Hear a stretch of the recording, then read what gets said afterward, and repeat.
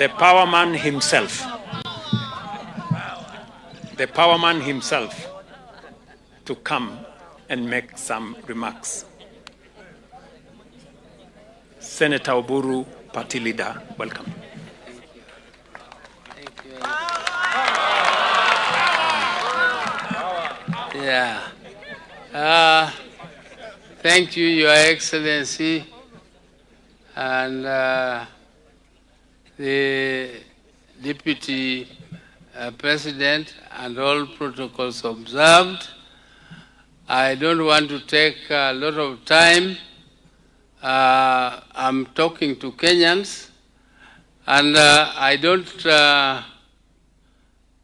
think it is necessary for me to repeat what His Excellency has said, because these are things which we have already discussed extensively and agreed upon.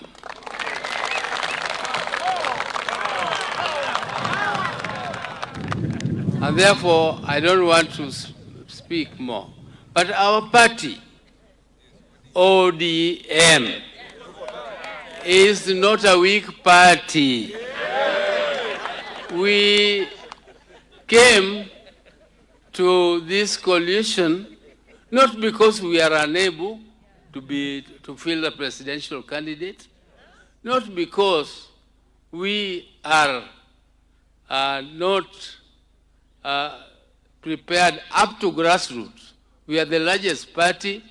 Up to grassroots, we go up to polling stations. And we joined the government because we did not want our country to be taken over through demonstrations, the government to be changed through demonstrations. We want our country, the government of Kenya, to be changed through a democratic process, through the ballot box.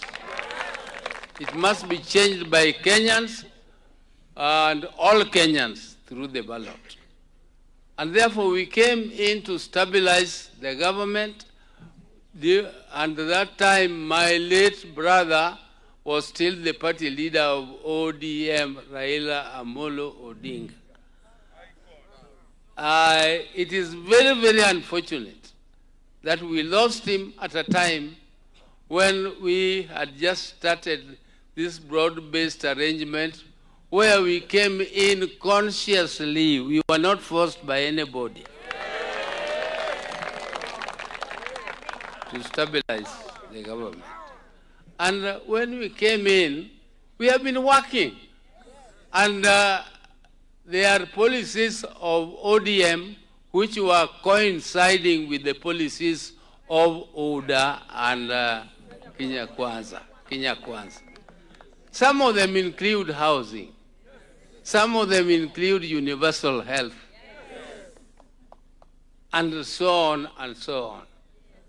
And I want, therefore, to tell you that since we came, those Kenyans who see and have ears to hear have noticed that ODM has made a difference in the governance of the country. And President Ruto has also welcomed ODM with two hands, because he knows that ODM not only brings numbers, but it brings quality.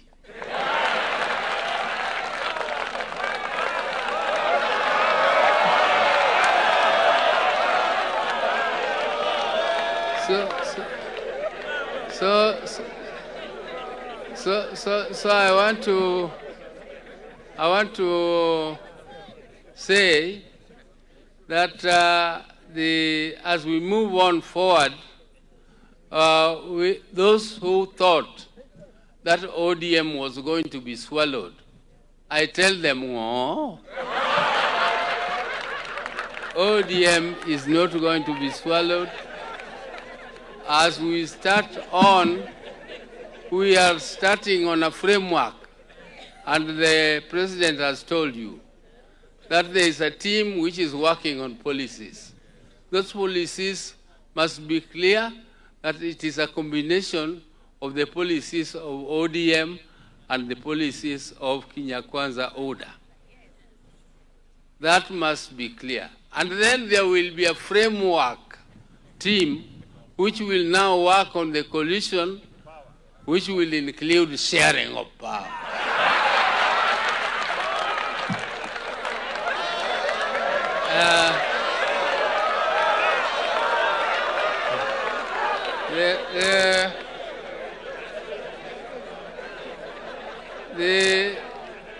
The progress so far made is enough to tell our opponents that we are damn serious about this. We are not joking. We are going to win the next election by a landslide.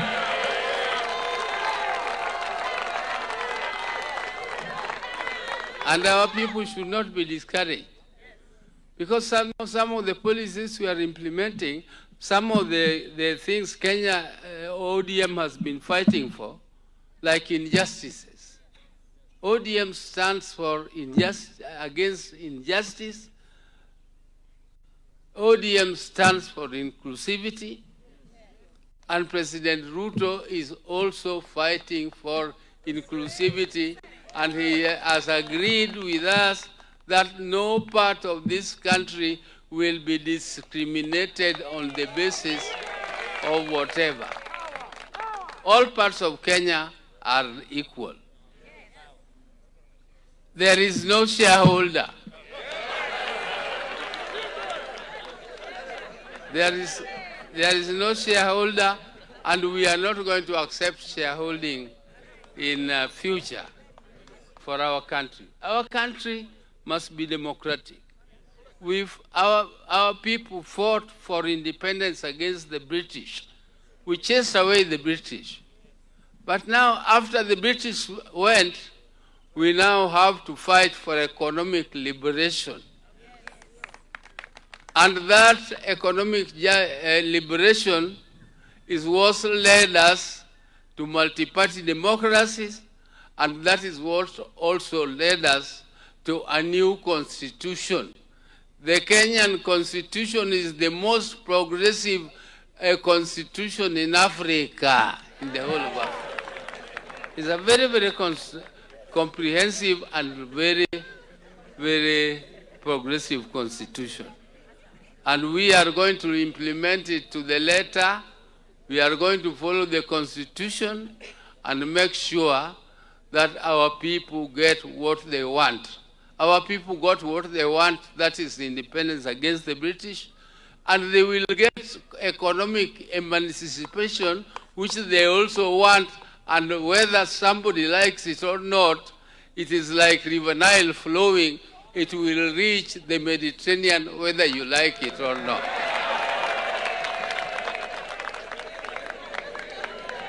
So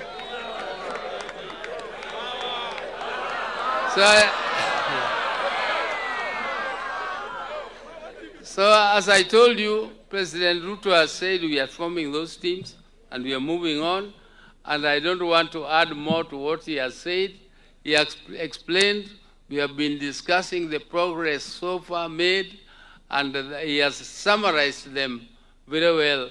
I don't think there is anything for me to add on to the progress we have so far made on all the fronts. But as we now conclude, we as ODM, we are more used to the streets where those people want to go. We knew how to carry the sufurias better than them. But now, we want to now have an opportunity. There's no party in this country which is formed to be in the opposition. All political parties are formed to be in what? Power. And therefore, our party, ODM, is fighting and is not going to move out. I don't understand the logic of my governor in Siaya, who says he is in a broad-based government, he is in government, and he is going out of government so that he comes back to government. I don't understand. Thank you very much, Your Excellency. Your Excellency, I'm requesting we remain seated, please. Please, let's maintain our sitting positions, kindly. Okay? That is the power man himself. So, thank you very much, ladies and gentlemen. I guess we are going to break for a few minutes, and then we will have dinner at 7. We have arranged to have dinner at 7 so that we can continue the conversation at the dinner tables. Thank you very much, and we wish everybody the very best. And I just want to assure the nation that, okay, the numbers, somebody give me the numbers. Somebody wants me. I just want to assure the nation this, that next year, by God's grace, this country is going to have a peaceful election. We are going to have a peaceful election, have no doubt whatsoever. We're going to have a peaceful, credible, transparent election. And everybody will have the opportunity to sell their ideas to the people of Kenya. Even those who don't have, they will have the opportunity to sell nothing. But everybody will have an opportunity to sell whatever it is that they have. Thank you very much. God bless you. Mungu abariki taifa letu.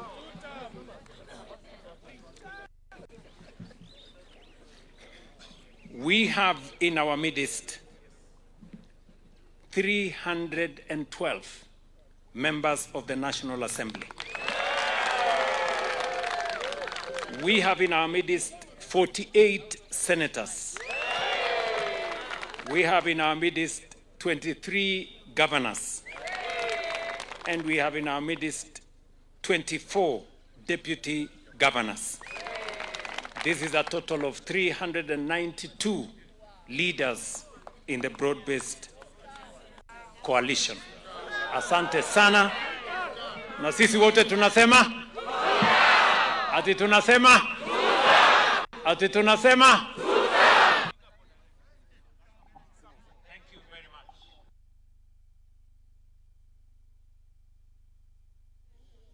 Senator Oburu Oginga, the Deputy President, Professor Kithure Kindiki, all leaders present, this meeting has transformed from a parliamentary group meeting of the broad-based into a leaders meeting of the broad-based. Because in our midst are governors, in our midst are cabinet secretaries, members of parliament, and therefore this meeting is now a broad-based leaders meeting. Fellow citizens, there are moments when those entrusted with leadership must account to the people, measure promises against performance, and set out clearly where they intend to lead the country next. That is why we have gathered here today as broad-based coalition leadership, not only to deliberate among ourselves, but to speak directly to the people of Kenya about the journey we have traveled together and the future we must now shape together. Exactly 1 year from now, you, the people, will once again exercise the sovereign authority bestowed upon you by the Constitution. You will judge our record, weigh our ideas, and determine the leadership of our nation into the next chapter. Today, therefore, marks the beginning of our journey towards August 2027. We begin not with slogans or promises detached from experience, but by accounting for the mandate you entrusted to us, acknowledging what has been achieved, remains unfinished, and preparing the program we shall place before you for Kenya's future. When we assumed office, Kenya faced severe economic stress. The cost of living weighed heavily on families.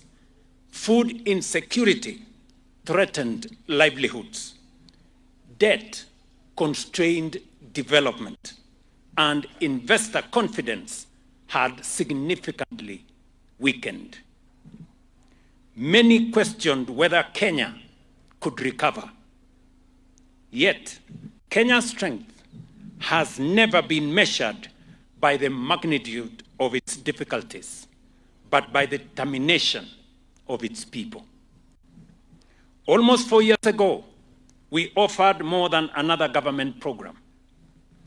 Through the bottom-up economic transformation agenda, we embraced a different philosophy of development, that prosperity cannot be sustained while opportunity remains concentrated on the hands of a few, while millions of hardworking Kenyans remain at the margins. We placed at the center of our policy the farmer, the trader, the artisan, the young entrepreneur, the worker aspiring to own a home, and every Kenyan who had for far too long been excluded from economic activity. Our objective was growth that includes, creates opportunity, restores dignity, and leaves no Kenyan or community or region behind. As we begin this march to 2027, we do so with something more valuable than rhetoric, a record that can be examined, measured, and judged. And before we account for that record, we acknowledge a simple truth. Whatever progress we have made has been made possible by the collective will of the Kenyan people. Government may formulate policy, parliament may enact laws, and public institutions may implement programs. But it is the people who turn policy into progress and reform into results. Millions of you, the people of Kenya, registered with Social Health Authority and contribute to the new health insurance system. Millions of hard-working Kenyans contribute to affordable housing. Our farmers embraced agricultural reforms. Our parents continue to invest in their children. And our entrepreneurs, traders, and innovators continue creating jobs and growing businesses. These achievements were not delivered by government to you. They were built by government together with you. They are your achievements as much as they are ours. To the members of parliament and senators gathered here today, these achievements also bear your imprint. You enacted the laws, appropriated the resources, and advanced reforms that demanded courage and at times political sacrifice. They equally bear the contribution of our cabinet, our governors, public servants, and every public officer who translated policy into results. We governed with a plan.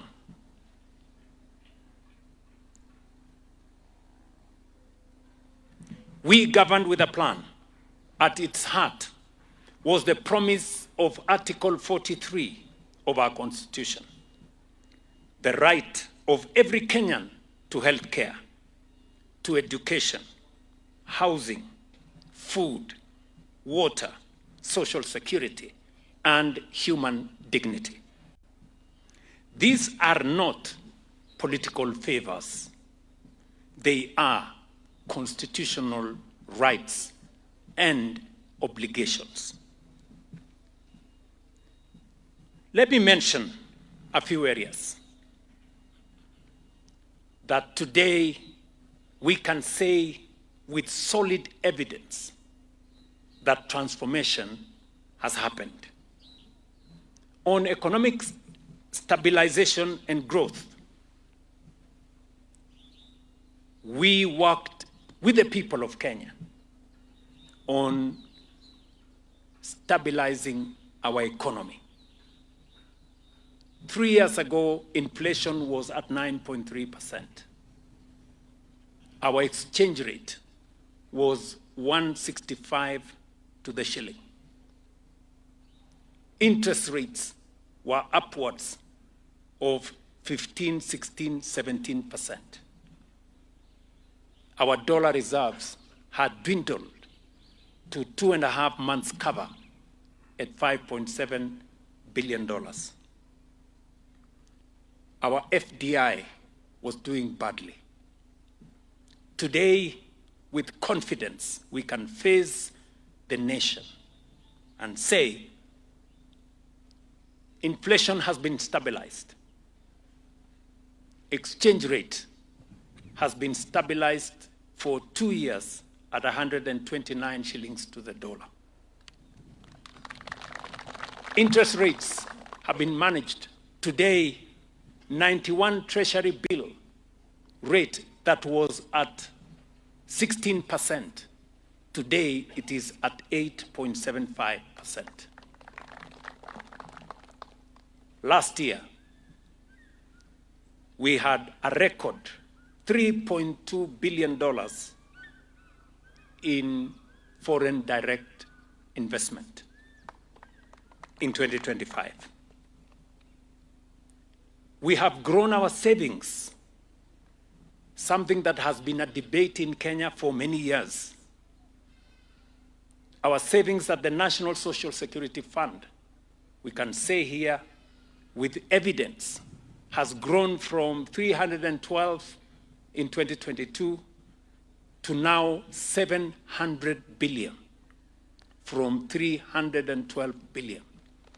Today, we have a bigger saving pool that will underwrite our stability as a nation. In agriculture, we had very scanty data. We had runaway prices of fertilizer. Cartels and brokers and conmen were the order of the day in our agricultural sector. Today, we can face the country with our track record. Fertilizer prices today retail at 2,500 from 7,000. Today, we can say with confidence we have gotten rid of brokers and conmen and cartels in the sugar sector, in the tea sector, in the coffee sector, in our agricultural sector. Our interventions have seen phenomenal growth in our maize production, from 44 million bags to 75 million bags last year. Coffee prices have gone up from an average of 60, 70 shillings a kilo to now 120, 140, 150 shillings a kilo. Same thing with tea. Kenya today has overtaken the other countries in Africa, and we just picked this year to be the country that produces the most milk in the African continent. We have moved that production from 4.6 billion liters to 5.5 billion liters this year. Our sugarcane farmers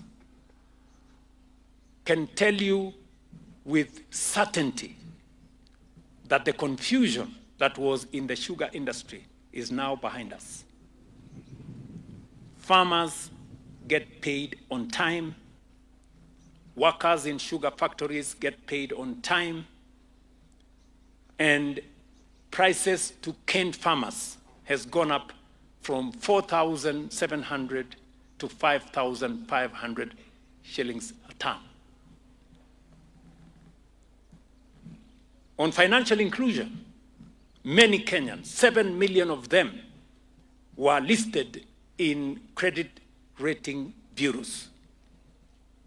We have liberated those Kenyans from CRBs and brought them back using the Hustler Fund into the economic sphere.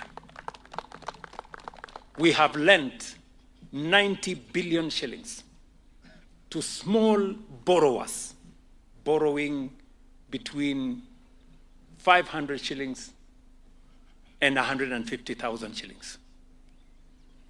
We have 7 million active Kenyans from the Hustler Fund. We have translated what we meant to the people of Kenya when we said Mama Mboga is going to be part of the equation. The border guy is going to be part of the equation. Many ask, how so? We stand here before you today and to say that we are building 500 new markets, fresh produce markets, modern markets with cold rooms, storage, trading spaces, water, electricity, sanitation, and with a lot of confidence, our traders will be moving into these markets as we have already started the completion of many of them. Today, Mama Mboga and Border Guy can access SHA, a product that was way beyond them.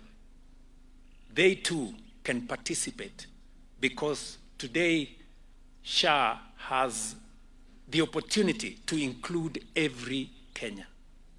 Today, the border guy and the Mama Mboga lady can also afford a decent, affordable social house in Kenya. Some of them already are occupants of our social housing in some of the developments that are now complete. 123,000 young Kenyans have received a boost of 50,000 each one of them to promote their businesses using the Nyota program. Universal health, spoken about by Article 43 of the Constitution of Kenya, today is a reality to 32 million Kenyans that we have registered. And it's not just the number of Kenyans we have registered. It is what the number of citizens that have been treated. 8.7 million citizens in Kenya have been treated and paid for by SHA. We have paid 178 billion Kenya shillings to facilities, health facilities, dispensaries, health centers, level 4 hospitals, level 5 hospitals, all the way to referral hospitals. A number that would have only been paid by NHIF in 6 years, that amount we have paid in 1.5 years. Telling you the level of success. Together with the county governments, we have overseen this whole transformation. 107,000 community health promoters today are on stipend. 110,000 village elders today are on stipend. Basically moving everybody from the bottom and cascading them upwards. On education, we can face the people of Kenya and tell them, 4 years ago, we had a crisis in the education sector. We had a shortage of teachers, a shortage of classrooms, a problematic CBC, and a funding model that crippled all our universities. Today, with confidence, the people of Kenya know, with evidence, that we have hired 100,000 teachers, 24,000 are going to be hired later this year. We have built 23,000 classrooms together with our members of parliament and other partners. TVET enrollment has doubled. Let me repeat that. TVET students' enrollment has doubled. And again, I can speak here with confidence and evidence that our new funding model is changing what they experience in our universities. And we have now forwarded to Parliament the Tertiary Education Placement and Funding Authority Bill that will consolidate our higher education funding and make sure that every Kenyan child placed at TVET or at the university has funding to see them through their education, and that no Kenyan child going forward, once we pass this legislation and we have organized it well, some people, some media houses are telling us, where are you going to find the money? And I want to tell them what President Mwai Kibaki said. When people said there was no money to provide free primary education, President Mwai Kibaki told them, if you think education is expensive, try ignorance.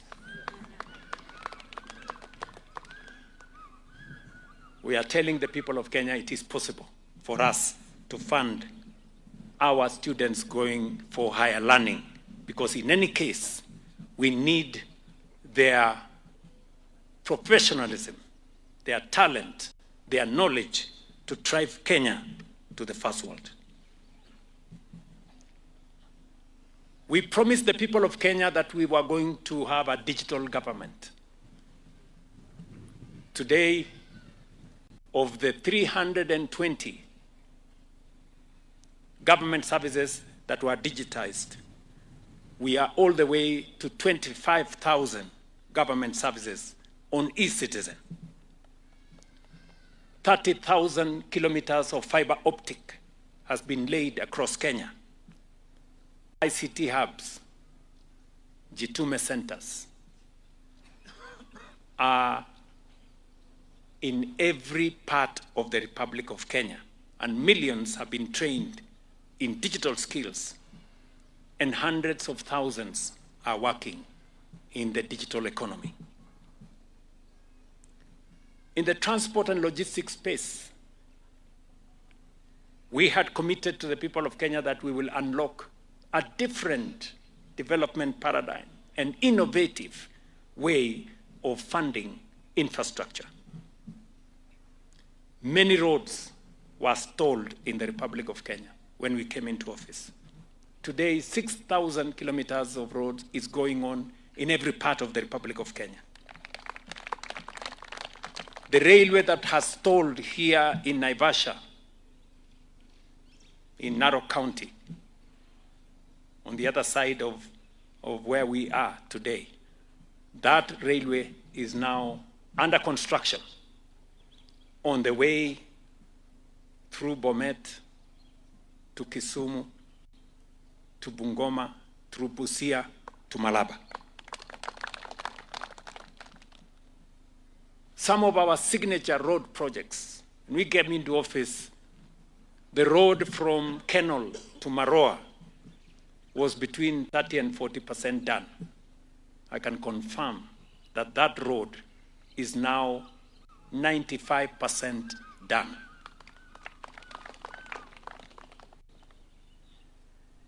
We are also doing the road from Isiolo all the way to Mandera, 750 kilometers, to open up northern Kenya, a place that for many years felt they were marginalized. And for those of you who will use our roads back to Nairobi, or those who use them coming here, you must have noticed that the Rironi Mau Summit Road is under construction. And so are many other roads in the Republic of Kenya. And as if that is not enough, we have now set our eyes on building another 28,000 kilometers of tarmac in Kenya. And that is the reason why we enacted the National Infrastructure Fund to provide resources in an innovative way to mobilize domestic and foreign resources to underwrite our infrastructure development as a nation. For the record, National Infrastructure Fund has already begun work with the construction of the airport in Jomo Kenyatta. On electricity, we have connected 1.3 million additional households to electricity in the last 4 years. And we are continuing that investment. And we are building infrastructure in different parts and different spaces, including sports infrastructure. You are all aware that there are 32 stadia undergoing construction in Kenya, including the Raila Odinga Talanta Stadium in Nairobi. You're also aware that we are upgrading our conference facilities. And Bomas of Kenya is in the final stages of completion. That will be among the most modern conference facilities in our region. I am saying what I am saying because it is important for the people of Kenya to measure what we have achieved with the trust and mandate that they gave us. Taken together, these achievements tell a simple story of a people whose resilience made progress possible, a government that honored its commitments, a parliament that gave reform legislative force, and a public service that turned policy into results. Together, we have restored confidence. Together, we have laid a strong foundation. And together, we are ready for Kenya's next chapter. Fellow citizens, it is on the strength of that record and with humility about the work still before us that we begin our journey towards 2027 general election. But no election can be fought on past achievements alone. Those who seek your mandate as the people of Kenya, must also tell you where they intend to take this country tomorrow. After listening to Kenyans from across our society and engaging with different leaders, I challenged our nation in my State of the Nation address last year to confront a larger question. What must Kenya do to become a first world nation? That is neither simply an economic question nor a political one. It asks us to think beyond the next budget, the next election, or even the next administration. It asks us to imagine a Kenya where healthcare is universal, education is world-class, no family goes hungry, every home has clean water, decent housing is within reach, young people find opportunity, infrastructure matches the world's best, and prosperity is broadly shared. That is why, as the broad-based coalition, we resolve to participate fully in the national conversation on Kenya Beyond Vision 2030, which will be launched on Wednesday, 12th, this August. We believe Kenya's future cannot be designed by government alone, parliament alone, or political parties alone. It must be shaped by you, the people of Kenya, by your aspirations, experiences, and hopes for the future. Our Constitution provides the compass. Over the past 15 years, Kenya has made substantial progress in deepening democracy, entrenching devolution, strengthening constitutional institutions, defending the rule of law, and expanding political freedoms. We must continue to protect the gains we have made. But our Constitution equally speaks to development.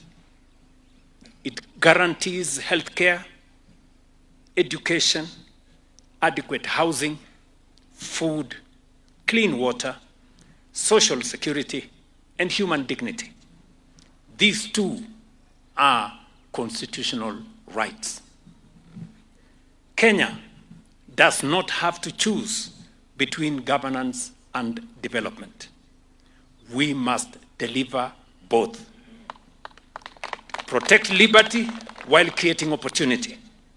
Deepen democracy while accelerating development. We therefore invite all of you to participate as the people of Kenya in the national conversation. Farmers and workers, young people, businesses and professionals, universities, faith communities, civil society, political parties, and every citizen with an idea about the Kenya we should build together. We shall consult together. We shall present our own ideas, and together we shall seek a new national consensus reflected in a people-owned and constitutionally anchored national development charter that defines our shared destination beyond governments, political parties, and election cycles. Fellow citizens, it is also from this retreat that we wish to set out clearly before you the political direction we have agreed upon as we prepare for 2027. Our experience in the broad-based government has demonstrated that cooperation delivers better outcomes than confrontation, and that when leaders place Kenya above politics, it is the people who benefit most. What began as a partnership in the national interest must now be given a clear political framework for the future. After consultations within our respective parties and formations, the Kenya Kwanza and the Orange Democratic Movement have today formally resolved to develop a joint manifesto for the next election and constitute a coalition to contest the 2027 general election together.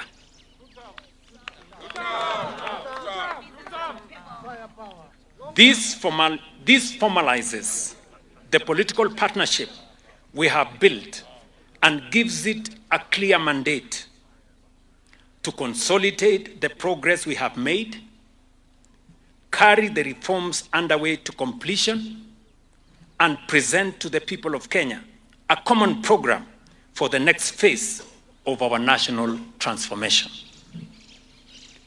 These decisions mark an important new chapter in our partnership. What began as cooperation in government will now become a common political platform upon which we shall seek the mandate of the Kenyan people in August next year. Accordingly, we have agreed to establish a joint team comprising 5 members from each party to develop a common manifesto that we shall ultimately place before the Kenyan people in the 2027 general election. The Orange Democratic Party has nominated Mr. Isaac Wanuge, Ms. Mariam Abdullahi Mbaruk, Ms. Leonida Kerubo Omosa, Engineer Kare Oregonian, and Kare Orege, and Professor Bernard Mwok, with the ODM Executive Director serving as an ex-official member. Kenya Kwanza has nominated Mr. Emmanuel Nzai, Dr. Daniel Mwai, Mr. Bramwell Simiyu, Mr. Mohamed Hassan, and Dr. Cecilia Ngetich, with the UDA Executive Director serving as an ex-official member. Their task is not simply to produce a political document.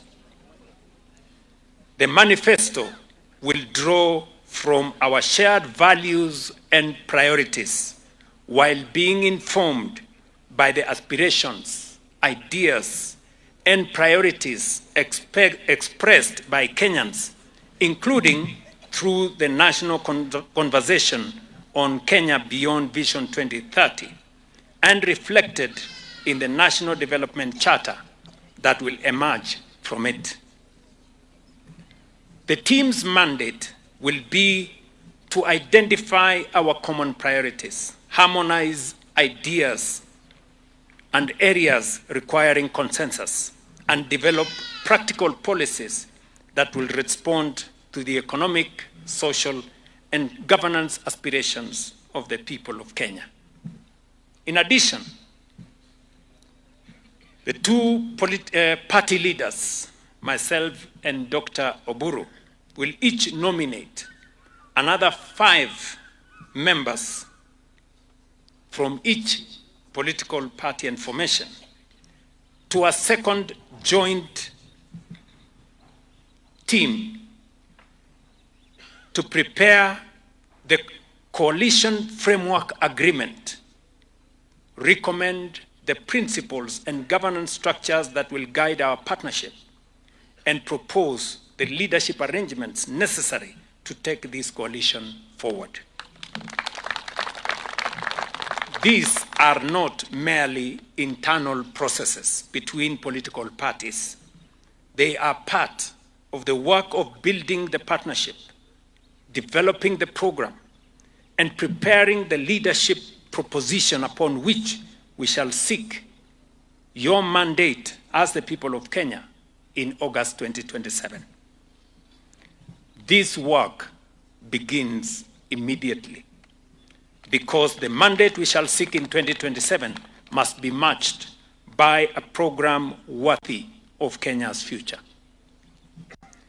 Before I conclude, allow me to thank you, the people of Kenya, for your resilience through many reforms, for your confidence when difficult decisions had to be made, for embracing change, and for proving once again that the strength of Kenya has always resided in her people. And to the members of Parliament and senators gathered here today, thank you for standing firm in advancing legislation that many considered difficult, but which our country required.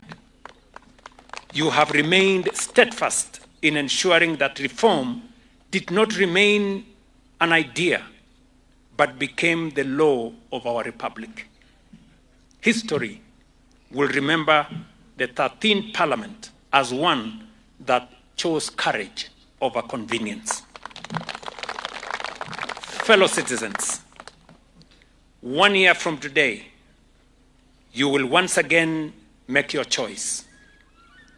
When that day comes, we shall come before you with humility, not claiming perfection, not pretending that every challenge has been overcome, but confident that we have honored the trust you placed on us. 4 years ago, we asked you to trust our plan. Today, we return not merely with promises, but with proof of what has been achieved. We asked you to believe that Kenya could recover. Today, recovery is no longer the question. The question now is how far Kenya can go, and who has the vision, the experience, and the resolve to take our nation there. Ultimately, that choice belongs where our Constitution has always placed it, with you, the people of Kenya. Before I conclude my remarks, let me ask my elder brother, the party leader of ODM,